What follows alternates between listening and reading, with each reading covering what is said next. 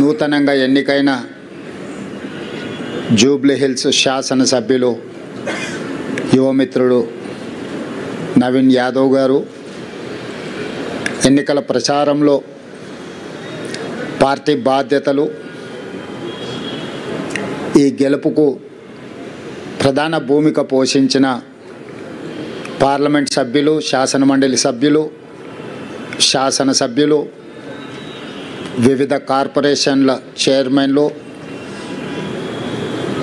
క్రియాశీలక కార్యకర్తలందరికీ మనస్ఫూర్తిగా అభినందనలు, కృతజ్ఞతలు తెలియజేస్తున్నాను.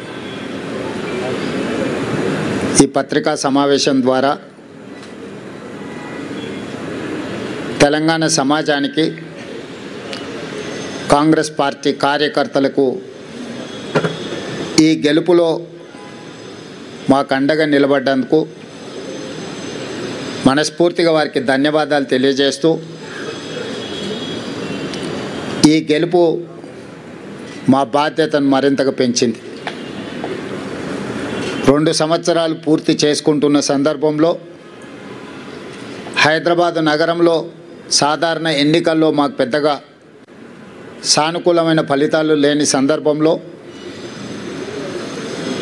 ఇప్పుడు ప్రజలు అండగా నిలబడి కాంగ్రెస్ పార్టీని ఆశీర్వదించి తెలంగాణ రాష్ట్రాన్ని సంక్షేమంలో, అభివృద్ధి కార్యాచరణలో ముందుకు వెళ్ళండి, బాధ్యతతో ఈ కార్యక్రమాలను నిర్వహించండి అని చెప్పి మమ్మల్ని ఆశీర్వదించడం జరిగింది. దీన్ని ప్రజల యొక్క ఆశీర్వాదంగా, దీని యొక్క బాధ్యతగా కాంగ్రెస్ పార్టీ నాడు స్వీకరించడం జరిగింది. ఎన్నికల్లో నెగ్గితే ఉప్పొంగిపోవడం, ఓడిపోతే కుంగిపోవడం అనేది కాంగ్రెస్ పార్టీకి తెలీదు. కాంగ్రెస్ పార్టీకి తెలిసిందల్లా ప్రతిపక్షంలో ఉంటే ప్రజా సమస్యల మీద పోరాటం చేయడం, ప్రభుత్వంలో ఉంటే ప్రజా సమస్యల్ని పరిష్కరించడానికి నిరంతరం ప్రయత్నం చేయడమే కాంగ్రెస్ పార్టీకి తెలుసు. అందుకే శతాబ్దం పైగా ప్రజల ఆశీర్వాదంతో మనుగడ సాధిస్తుంది కాంగ్రెస్ పార్టీ. అంటే ఈ సూత్రాన్ని తూచా తప్పకుండా పాటించడం వల్లనే ఎన్ని ఒడిదుడుకులు వచ్చినా, ఎన్ని గెలుపు ఓటములు వచ్చినా కాంగ్రెస్ పార్టీ ఇంకా ప్రజల మధ్యన మనుగడ సాధిస్తున్నది. అందుకే ఈనాడు జరిగిన జూబ్లీ హిల్స్ ఉప ఎన్నికల సరళిని మీరందరూ గమనించారు. ఇందులో ప్రజలు విలక్షణమైన తీర్పునివ్వడమే కాకుండా పోలైన ఓట్లలో 51% కాంగ్రెస్ పార్టీకి ఓటు వేయడం ద్వారా ఎప్పుడూ లేనంత బలం, ప్రజాబలం ఈనాడు కాంగ్రెస్ పార్టీకి వచ్చింది, కాంగ్రెస్ పార్టీకి చెందింది. ఈ ఎన్నికల్లో దాదాపుగా 51% ఓట్లు కాంగ్రెస్ పార్టీకి, 38% ప్రధాన ప్రతిపక్షమైన బీఆర్ఎస్ పార్టీకి, 8% భారతీయ జనతా పార్టీకి ప్రజలు ఓట్లు వేయడం జరిగింది.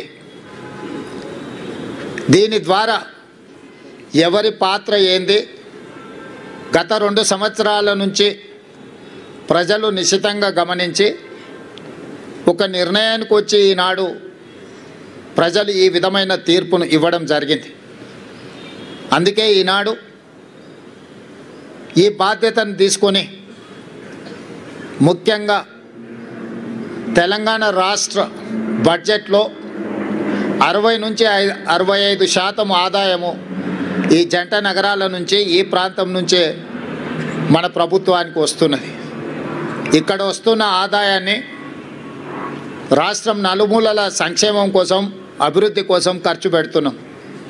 ఈ నగరాన్ని కాపాడుకోవడం, ఈ నగరాన్ని అభివృద్ధి చేసుకోవడం, ఈ నగరంలో నివసిస్తున్న ప్రజలకు మౌలిక వసతులను అభివృద్ధి చేయడం, ఉద్యోగ ఉపాధి అవకాశాలు పెరగడానికి అవసరమైన ప్రణాళికలు రచించడం అనే దాన్ని పూర్తి స్థాయిలో మా ప్రభుత్వం నిర్వహిస్తుంది.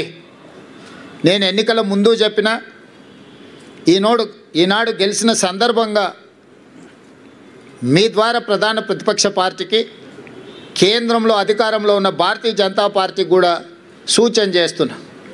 మన పాత్రలను, మన వ్యవహార శైలిని ప్రజలు నిశితంగా పరిశీలించి ఈనాడు ఒక నిర్ణయానికి వచ్చిండ్రు. ఈ నిర్ణయంలో ఎవరి పాత్ర, ఎవరి బాధ్యత ప్రజలు విస్పష్టంగా తీర్పునివ్వడం జరిగింది. ఈ తీర్పును బాధ్యతగా తీసుకొని ఈ నగర అభివృద్ధి కోసం అవసరమైన ఈ నగరాన్ని మహానగరంగా విస్తరించి ప్రపంచ స్థాయి పెట్టుబడులను ఆకర్షించి వివిధ జిల్లాలు, వివిధ రాష్ట్రాలు, వివిధ దేశాల నుంచి వచ్చే పెట్టుబడులను ఆకర్షించడమే కాకుండా ఉద్యోగ ఉపాధి అవకాశాలకు విస్తరించే విధంగా నగరాన్ని అభివృద్ధి చేయాలనుకుంటున్నాను.